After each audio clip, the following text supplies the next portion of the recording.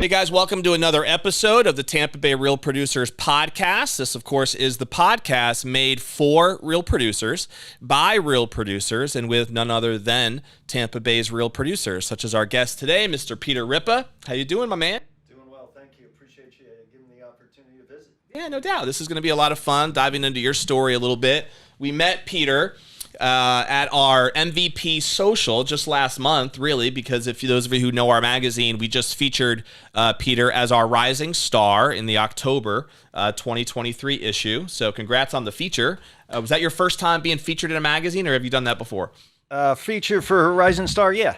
It was. Yeah. Okay, cool. Yeah. So good experience. Yeah. Everything went okay? Yeah, no, it was humbling, obviously, to have a colleague recommend me, and Mary Marconi with Coldwell Banker. You don't know who's watching, but you work hard, you listen, and you keep grinding. But it was special, and certainly appreciate the recognition. No doubt. As Peter just said, he's with Coldwell Banker.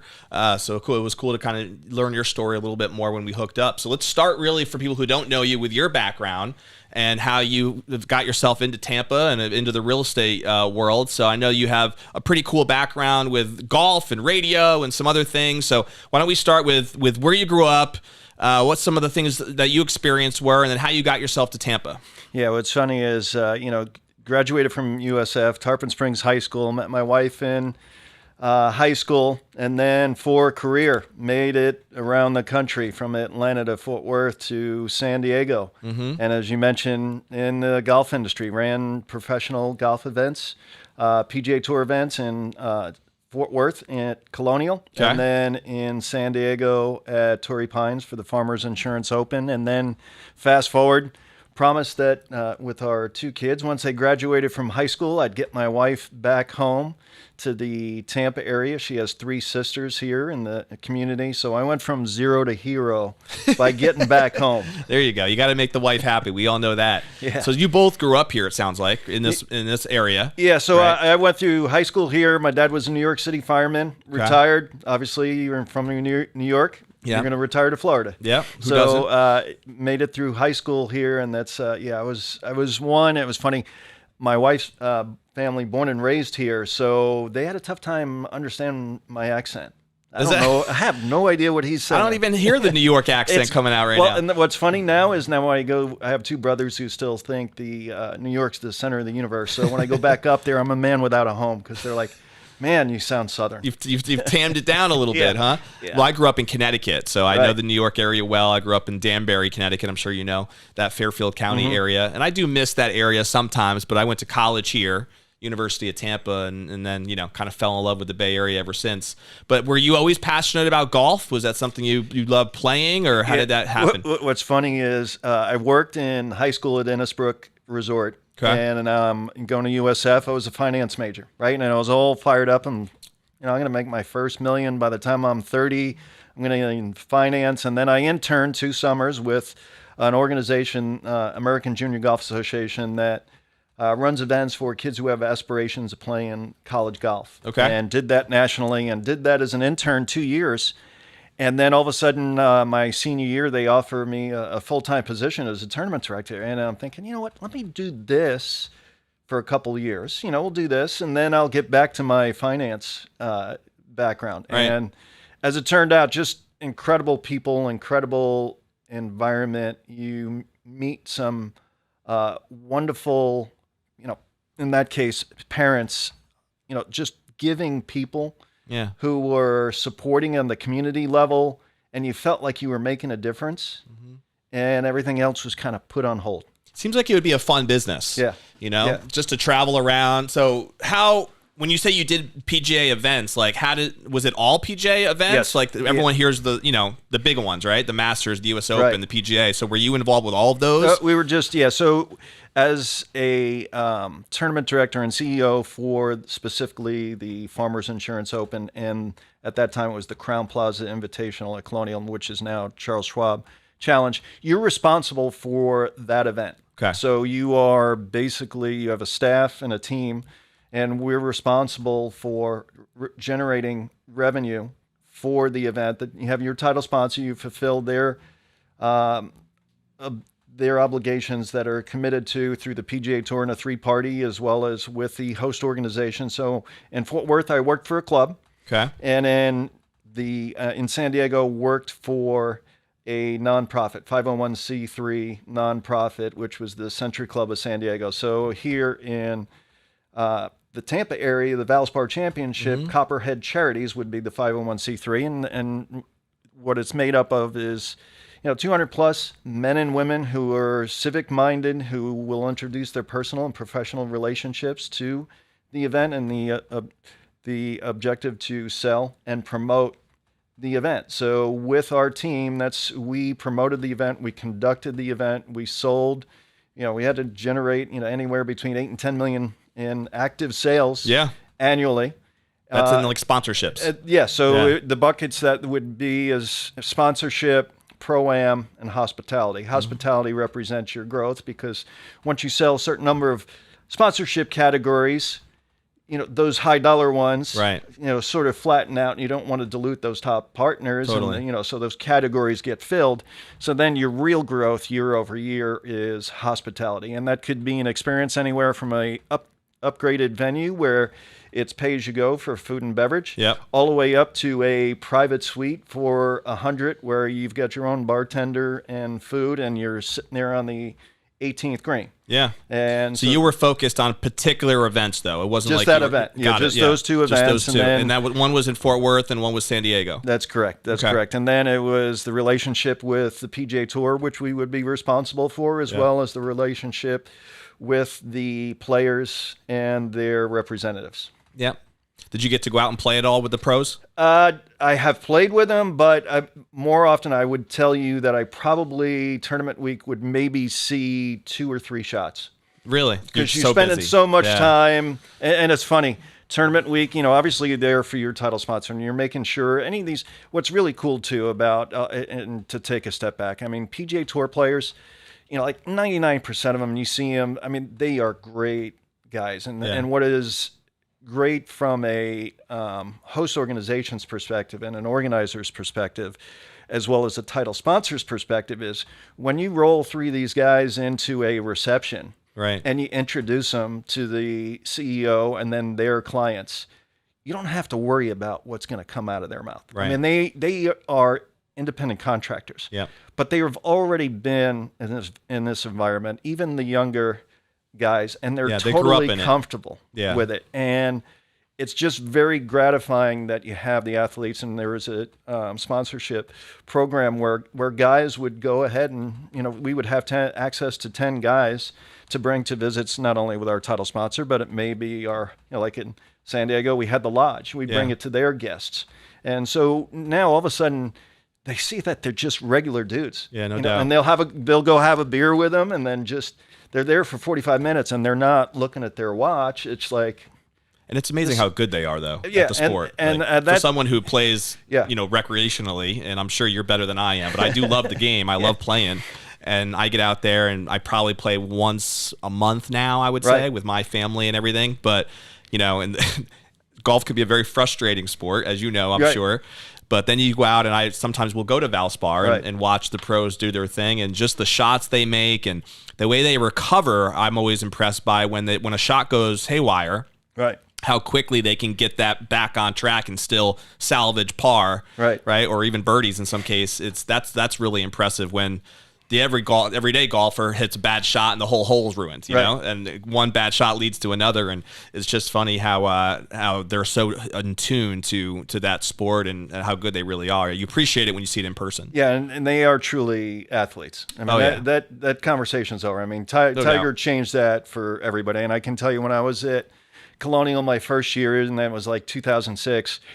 Our bar in the locker room, it was probably for alcohol was somewhere around the $12,000 range.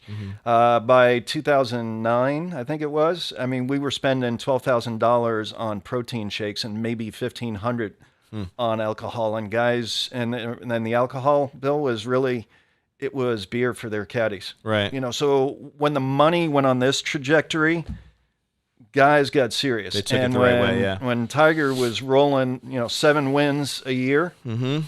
There comes a point where guys are like, all right, I come into this game, I better have, the fitness and take it serious, but also my practice and take it serious. Did Tiger play in your tournaments? He did in San Diego, and was fantastic. We saw him, he won, I think it was 2013, and, he's just a rock star. I mean, anybody, from the era of the Beatles or the Stones, I mean, whatever, you just name.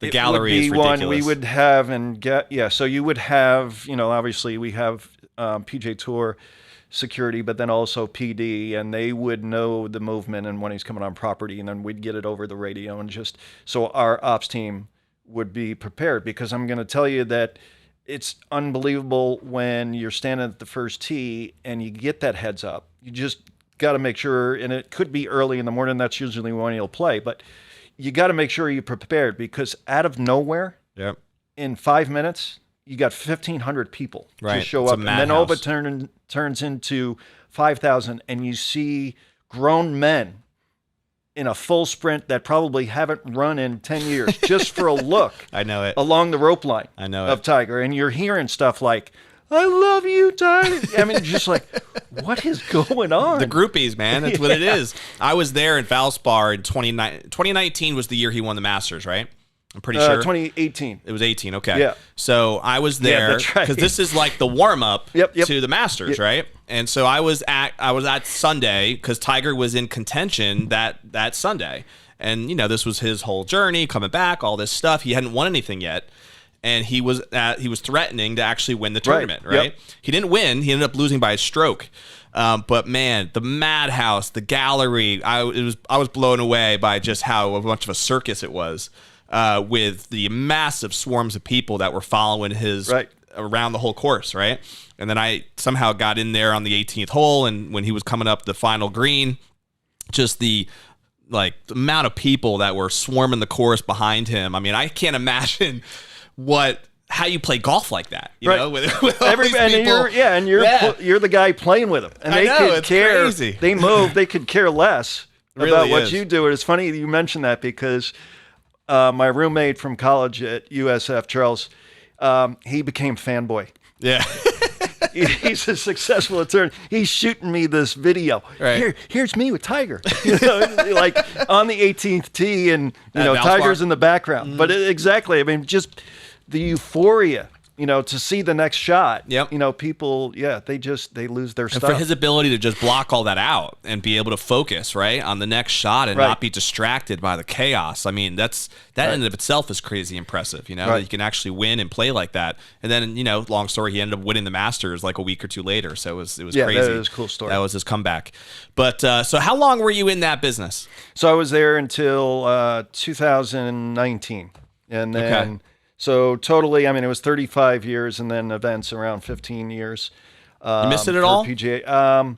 I will tell you what, I enjoyed, wonderful people, whether a PGA Tour, working with the athletes, genuinely enjoyed working with the athletes and their team. Just good people.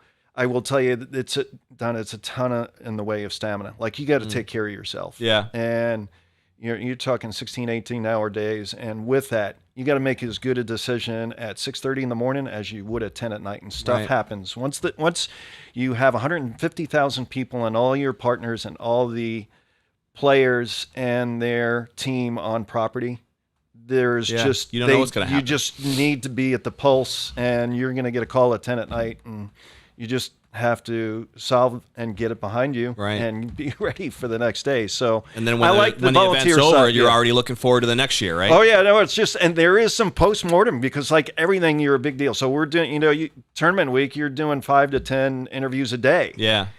So all of a sudden, all that attention, it's easy to get kind of plugged in and used to that. And then I know all of a sudden the caravan moves. Yeah. And it's quiet as could be, and it's deafening. And then for the next 90 days, you're coding bills. That's the fun making stuff. Sure, Yeah. making sure you're only paying for what you actually used or the service. Did you get to play a lot though when you were in the business? I played probably 50 times a year, and it was more client golf. Yeah. And it wasn't as much recreational. With the kids still young, you wanted to make sure that you were there for them. Yeah. But just having, and that's the thing with the golf courses you play on, as well as for the team at Valspar to play Innisbrook. I mean, you think about the places when you do have guests or clients come into town. It was great for us and our partners. If you think San Diego, you think Torrey Pines. You think Fort Worth, you think Colonial, and you certainly here at Innisbrook, they want to play Copperhead, and that is a great opportunity to be able to leverage. And have a golf course when you do play the client golf, because it is so memorable. No doubt. And I mean, transitioning into the real estate world, like I think there's an affiliation where a lot of people view, I mean, pretty much all business is done on the golf course, right? But I think as an agent with freedom and your schedule, I could see where there would be another place to meet clients. Yeah. Was that a bridge for you in any way from golf to the real estate world? Like, when did you start getting this interest in real estate, and was that due to the golf connections or not really? Well, it was funny. Steve Slocum, who is also a colleague with Coldwell Banker, made the similar transition. He was with Golf Week, and it was about 6 years earlier, and we had the conversation for about 3 hours. We'd worked together in the business, and we talked about the parallels, and then how it was that he saw himself,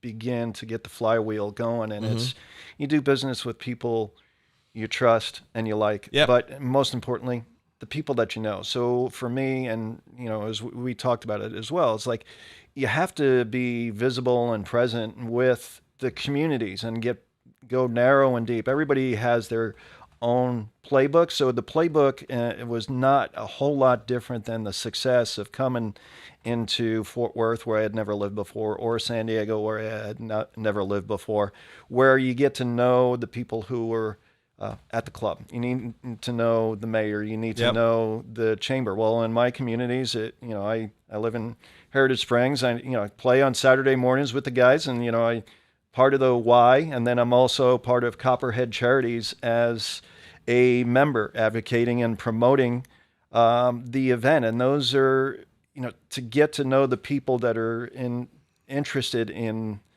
truly the communities that you are a part of, as opposed to just, throw some marketing out there and hope it sticks, best, right? But to genuinely get to know, and where people get to know you as well. And then all of a sudden, everything that I've had in the way of business and real estate has really been through referrals, and then folks that I do know. It's relationships. So were you already licensed when you moved back to Tampa? Yeah. No, So you came to Tampa first. Did you know you were going to get started with real estate at the time? Yeah, no, I was actually looking at opportunity, and I had, consulting as well. But the thing was, like, I don't want to travel or relocate anymore. This is why I moved here. Right.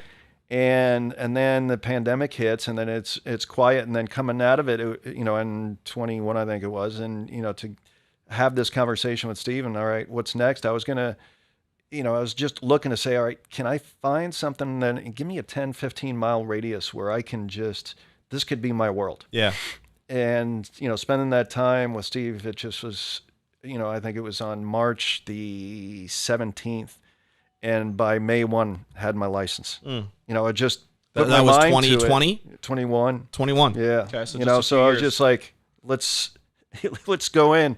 And that's, and it does take, when you do see it, and as clear as it pictured to me as, all right, here is this path, here's the opportunity.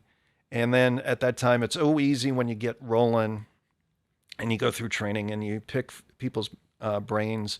It's like you could go in 5 different directions. And I remember early on just having the advice that, provided to me that you pick 2 things and just go narrow and deep. Yeah. Just go narrow and deep in those, and trust it, and trust that process. And again, it doesn't just happen, but it's like a flywheel. And that's one too, where, even looking in and considering teams, I was just like, all right, I have not fully built out the model and vision that I see for the business. And frankly, it's really nice now, especially dealing with, not dealing with, but having oversight from the boards, and there's the check and balance, is having full decision rights to make great decisions and give this a shot and lean into it, as well as, you're going to fail on some, but I appreciate having those decision rights. What made you select Colwell? Is that what you're speaking to right now? Yeah. So yes, I mean, I overall in the business, as opposed to going to a team, or with somebody that, under their wing. So with Caldwell and spending time with Steve, having a corporate and a more structured organization, certainly the brand meant something to me, because I didn't have brand equity in the space. Yep.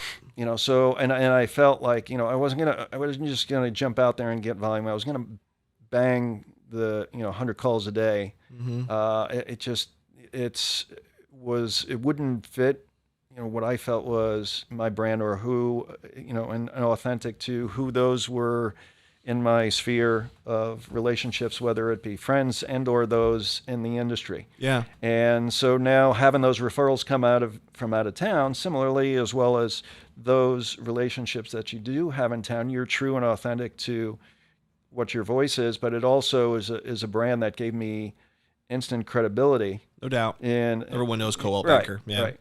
So when you think about your first full year after getting licensed, did that year match what your expectations were getting into the business? Was it more challenging that you thought it was going to be, or was it pretty much what you expected? No, it was more challenging. I had you work hard and you go through the process, and you go through your prospecting, and you use your database, and you make sure you're reaching out to people, and similarly your emails and your direct marketing, and you're making sure that it's useful information that you're providing, but you're checking in genuinely with people and following up with phone calls, as well as, all right, who can I have lunch with? Who can I meet with for coffee? And just until you get the first, your first listing or your first sale, and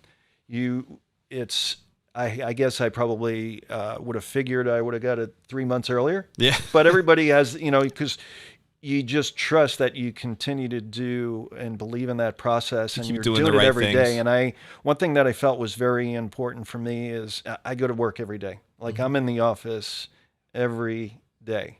And treat it like it's a 9-to-5 gig. Yeah. Right. And obviously you got your appointments, but my learning curve, and granted, I mean, it's, whether it's the contracts, nuances, negotiating, understanding MLS or whatever it may be, the sneaker network of walking in over to a colleague, and that's what I think too, where I felt very comfortable with, our folks in Palm Harbor, Clearwater offices. I could walk up to any of our colleagues, as well as the most successful, like Mary, and be able to go and pepper her with questions, and they had the time. She was willing to support you. Right. Yeah. Right. And that's not true, I think, in all organizations, right? There's an element of culture that really resonates with certain organizations.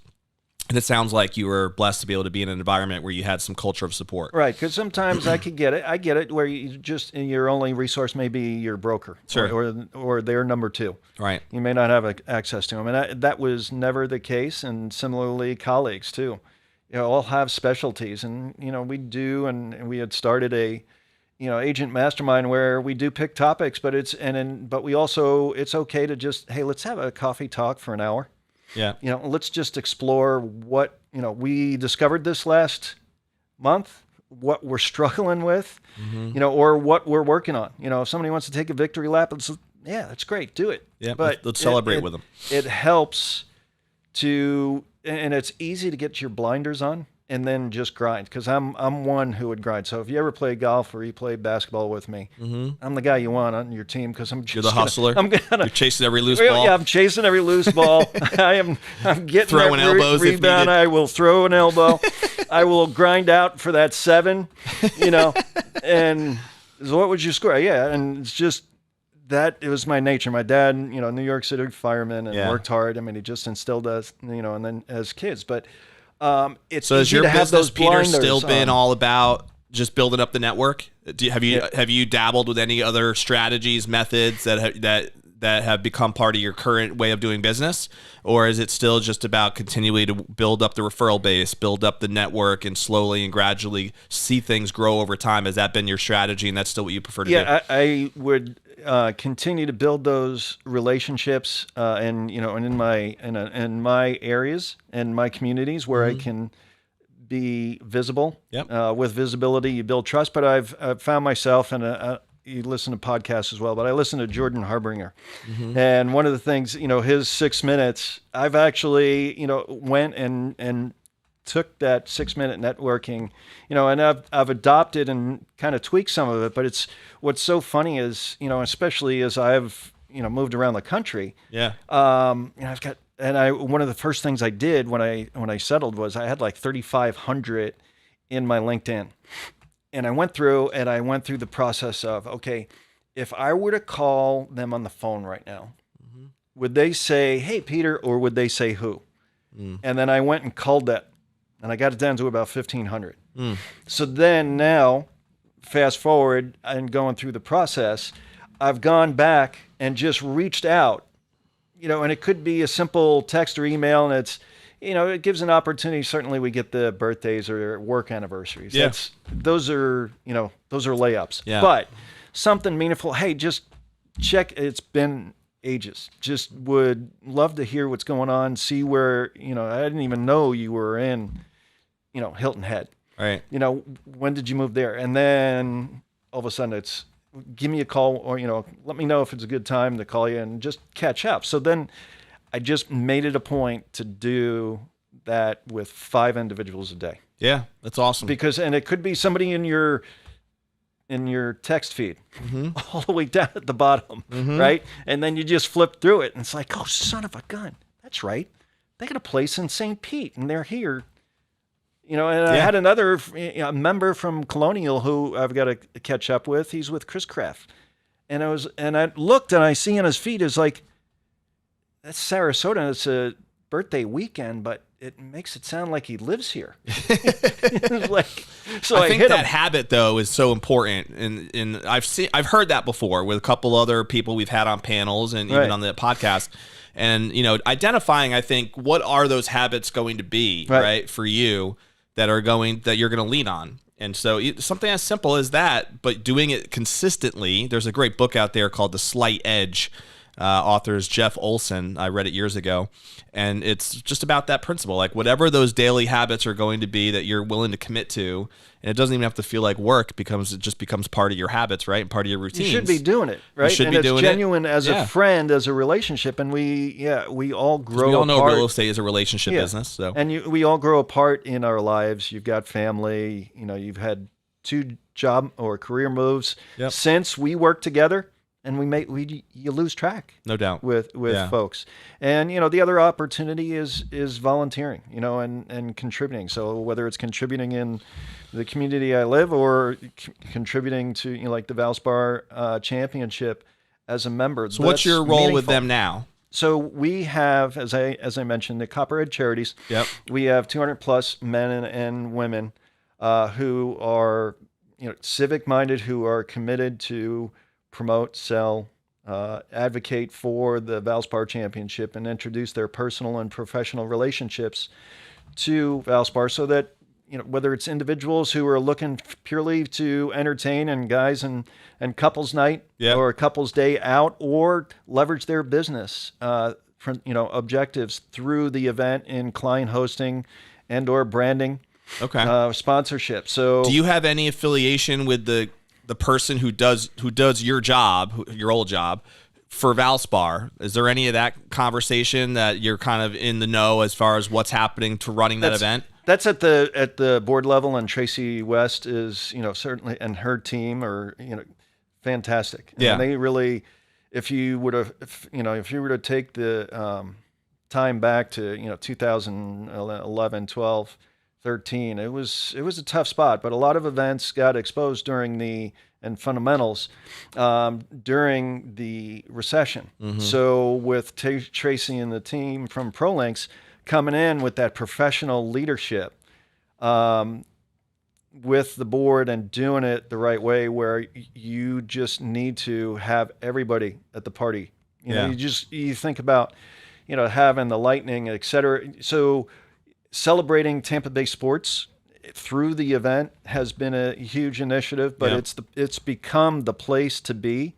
And with a bigness, you get that. And then what our role is in each one of our communities is, if mine's West Pasco and North Pinellas, there's a ton in South Pinellas. We've got Tampa covered, so it's important. And Rondé Barber is our co-chairman, nice. for the event. So I mean, as a spokesperson, that's a good name to have on the team. And he's not a figurehead. I mean, I'm going to tell you that. And then I think it was probably smart and co-chair that role, because it's tough to have the command, and you're demanding 30, 40 hours a week from the chairman, because they have to be, as you just, in your initial question, that is, as a chairman, you're involved with the relationship with the title sponsor. Yeah, well, it's what you were doing before, right? In Fort Worth and in San Diego. The host organization. And by the way, in San Diego, where, and you have an owner at Innisbrook, whereas in San Diego, it was owned by the city of San Diego, which brings in variables that have more moving parts than you could possibly imagine. Right. That beyond just the traditional event, like where we in Colonial, I worked for the club owned the event. The club was also the host organization. So you got one contract. Your network in golf, right, over the years, how integral has that been in helping you, what you've been doing on the real estate side now, when you look at the number of deals that you've done over the last few years?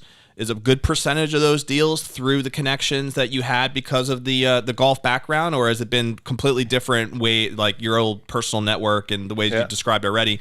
We already talked about one of the habits that's been a big thing. I'm just curious, because it was such an integral part of your life for as long as it has, even though they weren't all Tampa Bay people, right. that you worked with, is that network still there, even from people that might be interested in investing in this market potentially? I think it's really smart how you've been focused on a niche, geographic area, right? Some people in the real estate world would call that farming, right? So you're farming Palm Harbor, you're farming that community, and I think there is such a thing as becoming hopefully the big fish in a small pond mentality, which I think you've done well. So I'm curious still if that golf connection has played a role in that, or if it not really has intricately. So, it's played a small role in having some of those referrals and those relationships come to our market, or, for guidance. So it had to establish time with me, building a reputation, and really much as I had to in the other two communities where I hadn't, nobody here in so you the felt Tarpon like you had Springs to basically market build it from scratch right? I had to build a reputation here, because coming to market, I mean, certainly folks follow, and friends follow me on Facebook, but they had no idea what I did. So I certainly couldn't roll in like Conor McGregor and, like, hey, I'm a big dude. The champion's here. Yeah, I'm here, Little different. So you approach it humbly, you get to work. And your wife was fired up. I got to meet her at the MVP social, so she was happy to be home, right? And and do you have kids? Yep, 2 kids. And how old are they now? My daughter, she's 26, and son 25. She's going to be 26, and son's 23. Yeah. So were they born in this market? No, they were born in Atlanta, in the Atlanta market. And are they liking living in Florida? Yeah, so my son, he digs it. Are they even and then here? My daughter, she's working on her PhD, dad brag, at Virginia Tech. Cool. Yeah.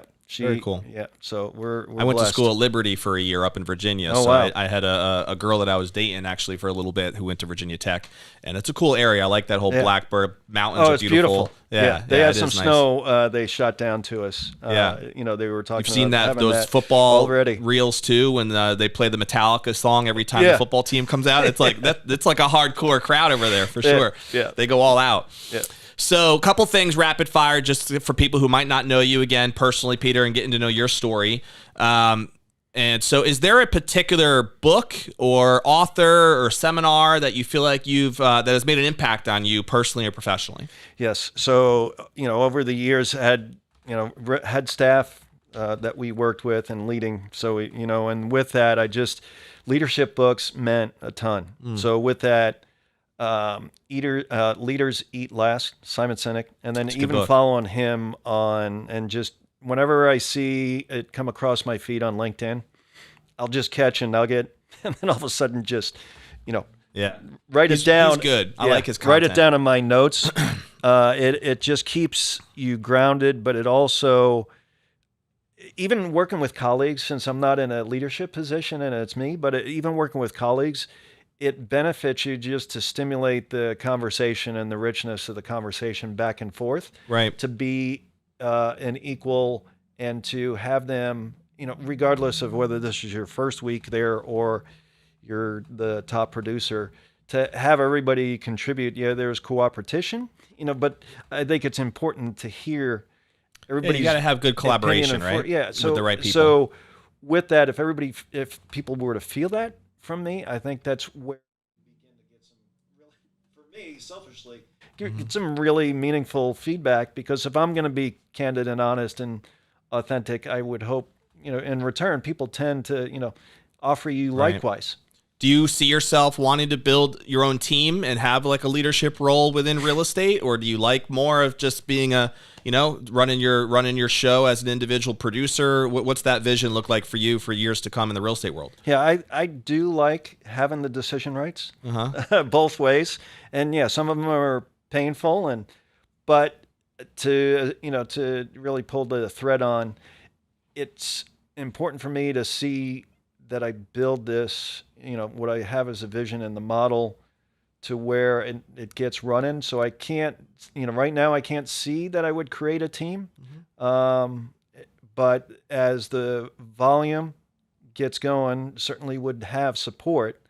And then if I found the right partner, and it wouldn't just be because let's go scale this and see how far this can go, or it would have to be fundamentally valued, principled, that we're in lockstep. And that was one. I go back to think of Wally Uline, who was the president and CEO of Titleist, and one of the coolest things about that company and why they were so successful so long, and he was one of the supporters with the AJGA, did a leadership summit for us, is that what came out of Wally's mouth, you talk to a sales rep who is responsible for Pinellas County, you would hear as if, and they had that values and the principles, and that's the way, similar from a service perspective. It's a good indicator of quality leadership, right? Right. Having those core values communicated down. You would absolutely want the client to feel the same value system, the same principles, so that when a decision came, again, there's not the reputation risk of, okay, we got a little loose on that one. No doubt. Or,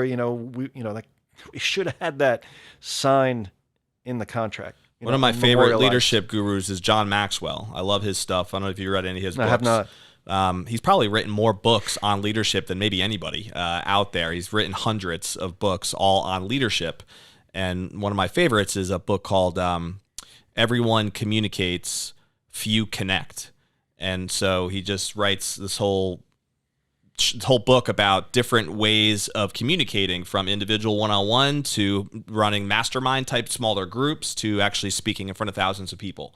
And he kind of breaks down tools of how to be able to connect uniquely that most people just don't get in each scenario, right? And so, but that's just one of literally hundreds of his books, and he has a great online presence, blog, all that kind of stuff. So John Maxwell has been writing about leadership principles for years.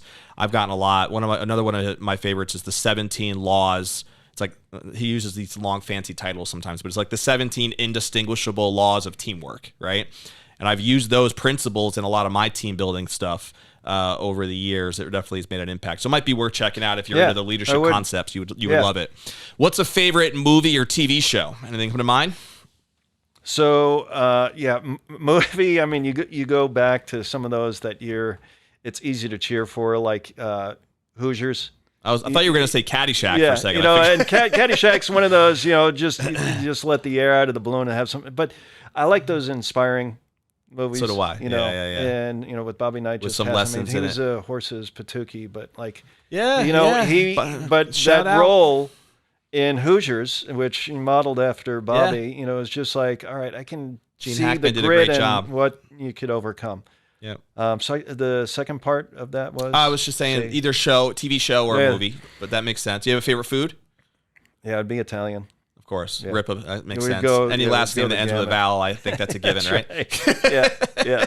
My wife is Italian. Her last name, her maiden name was Zavarella. There you go. So she has. She's So it's a whole lot great easier cook. to sign Great checks Italian now. cook. Yes. Hill is much shorter for sure.